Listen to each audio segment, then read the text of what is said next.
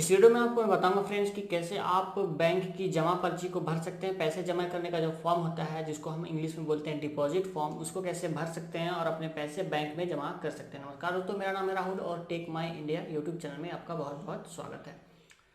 तो मेरे पास जैसे कि आप देख सकते हैं बैंक ऑफ इंडिया का डिपॉजिट फॉर्म है, यानी कि जमा पर्ची। ये दो लैंग्वेजेस में जनरली होती है। ये इंग्लिश का साइड है और एक और साइड जो होता है वो हिंदी का होता है। तो मैं आपको इंग्लिश में बताऊंगा। दोनों में एक सी चीज़ें होती है, बस आपको इंग्लिश की जगह हिंदी भरना होता है अगर आप उस साइड भरते हैं तो मैं आपको यहाँ पे बताऊंगा कि आप इसको कैसे फिल कर सकते हैं, क्या क्या आपको भरना और क्या क्या आपको सावधानी बरतनी है इस फॉर्म को भरते वक्त, और कैसे आप फिर अपने पैसे को जमा कर सकते हैं।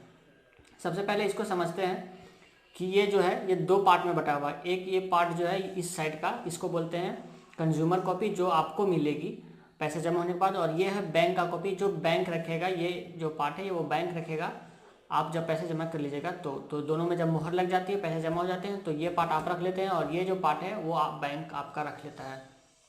तो भरते हैं। सबसे पहले आप भी किसी भी बैंक का भर सकते हैं इस वीडियो को देख के, क्योंकि सब में फॉर्मेट लगभग एक सा ही रहता है, बस थोड़े जगह डिफरेंट रहते हैं भरने के जो जो हमको मांगता है यहाँ पे। तो सबसे पहले हम इस साइड से शुरू करते हैं। सबसे ऊपर में आते हैं यहाँ पे आप जैसे देख सकते हैं सबसे पहले हमको भरना है ब्रांच। तो आप अपने जो बैंक का है वो ब्रांच यहाँ पे फिल कर ले, कौन से बैंक का ब्रांच है आपका। यहाँ पे हमने ब्रांच भर लिया। उसके बाद हम भरेंगे आज का डेट, जिस तारीख को हम पैसे जमा कर रहे हैं। तो हम यहाँ पे पैसे जो जमा करें उसका डेट यहाँ पे भर लेंगे। डेट भर देने के बाद ये जो बॉक्सेस आपको दिख रहे हैं यहाँ पे आपको भरना है अपना अकाउंट नंबर, खाता नंबर भरना है। आप जिस बैंक अकाउंट में पैसे जमा करना चाहते हैं उस बैंक अकाउंट का खाता नंबर आपको यहाँ पे भरना है। तो अगर आप अपना पासबुक लेके जाते हैं या फिर जिसके अकाउंट में भर रहे हैं उसका अकाउंट नंबर आपके पास है तो वो यहाँ पे आप फिल कर लीजिए।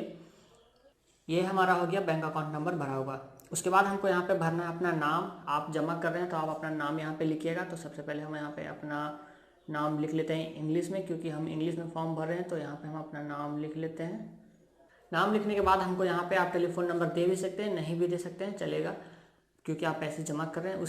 उसके बाद हमको यहाँ पे भरना होता है अमाउंट जो हम जमा करना चाहते हैं बैंक अकाउंट में। फॉर एग्जांपल मुझे 5,000 रुपये जमा करने हैं। तो सबसे पहले आपको ये ध्यान रखना है कि जब भी आप यहाँ पे प्राइस लिखें तो ये जो रुपीज़ का साइन बना हुआ है इससे जितना सटा के लिखिएगा उतना ज़्यादा अच्छा रहेगा।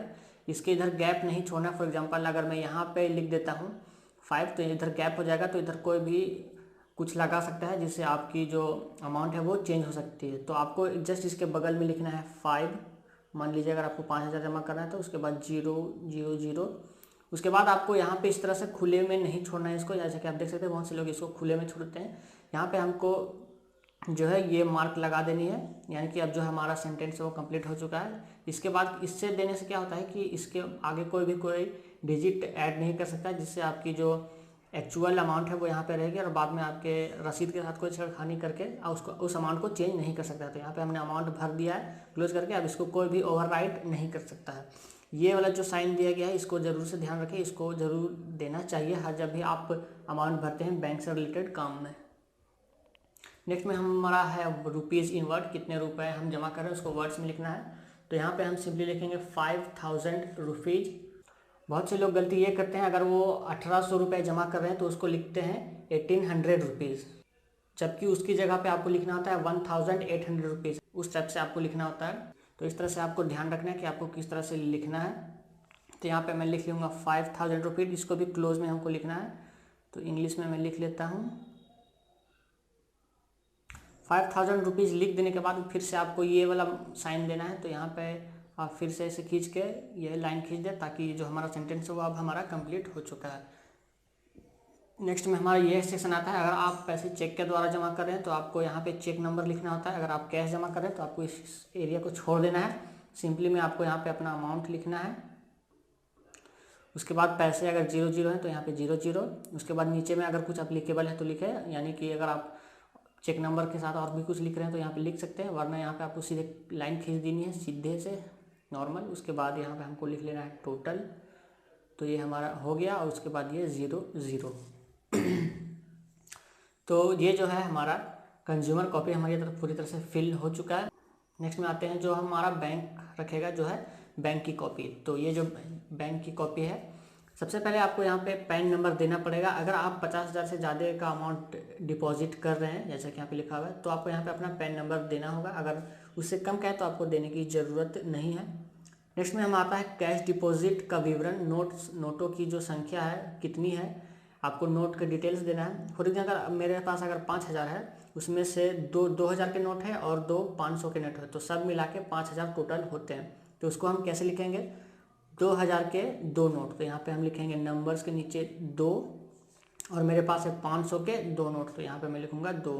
उसी तरह से जितना भी आप कैश लेके जा रहे हैं उसको देख ले कि कितने का नोट है, कितने प्राइस का कितने का नोट है।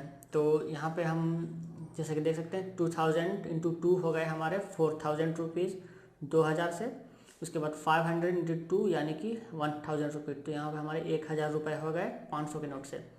तो ये हम नोट का अपना विवरण दे दिया। पैसे में अगर हम 0 लगा देते हैं, अगर पैसे नहीं है तो।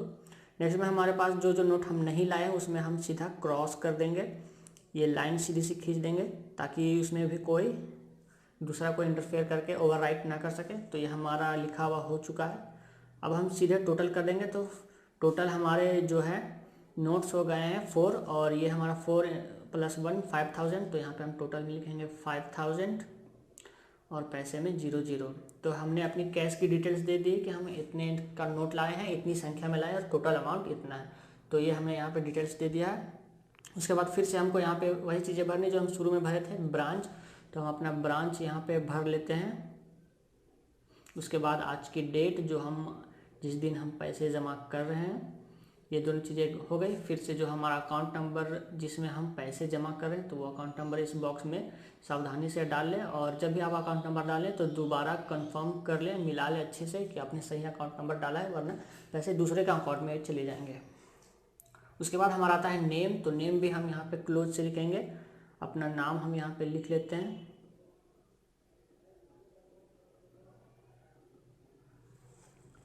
उसके बाद आप टेलीफोन नंबर दे सकते हैं, नहीं भी दे सकते हैं। नेक्स्ट में हमारा था अमाउंट। तो अमाउंट हमको उसी तरह लिखना है, ये रुपीज़ का आइकन है बिल्कुल क्लोज। तो यहाँ पे हम लिखेंगे वो लेटर्स में,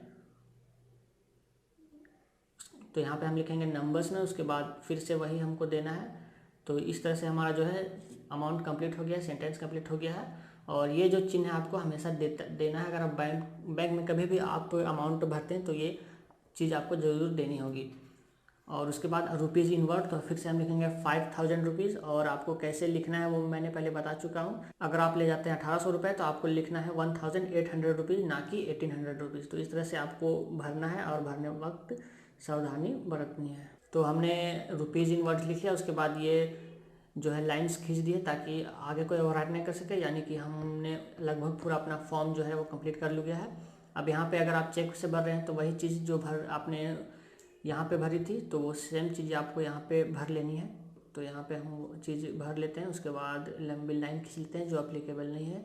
उसके बाद हम टोटल अमाउंट जोड़ लेते हैं और ये 0। तो यहाँ तक हमारा हो गया है। उसके बाद आपको क्या करना है, यहाँ पे अपना साइन देना है, साइन सिग्नेचर ऑफ डिपॉजिटर। तो यहाँ पे खुद अपना सिग्नेचर कर दे इस जगह पे, तो आप अपना साइन यहाँ पे कर दें।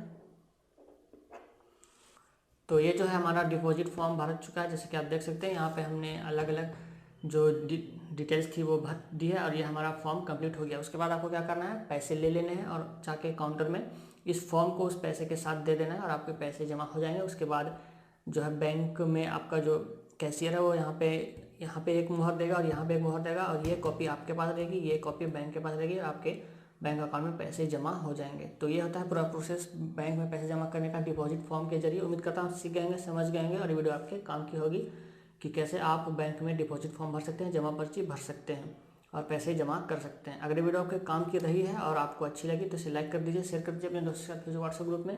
और ऐसी वीडियो मिलाते रहता हूँ, तो मेरे चैनल को सब्सक्राइब करके बेल आइकन को क्लिक कर दीजिए ताकि नई वीडियो मिलाऊंगा तो आपको पता चल जाएगा। फिलहाल लेते हैं फ्रेंड्स, मिलता हूँ अगली वीडियो में, तब तक के लिए बाय।